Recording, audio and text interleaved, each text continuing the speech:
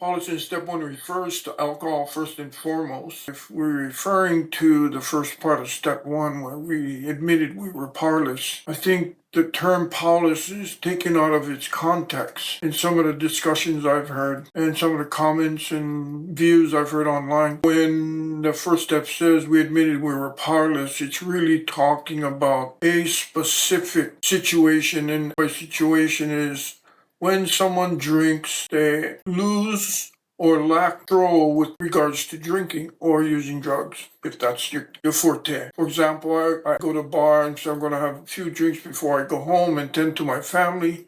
I go to a bar, have a few drinks, then I have a few more, and before I'm closing the bar down, and I'm wondering what happened. That lack of control. So anytime someone consumes alcohol or substances, we don't only go through a psychological process, there's also the physiological aspect to this whole condition. What really matters is what happens.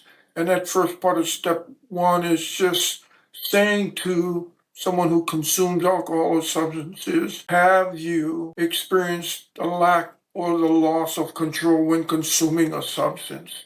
And usually the second part of step two really applies when I lose that control or lack control or quote unquote powerless over the substance.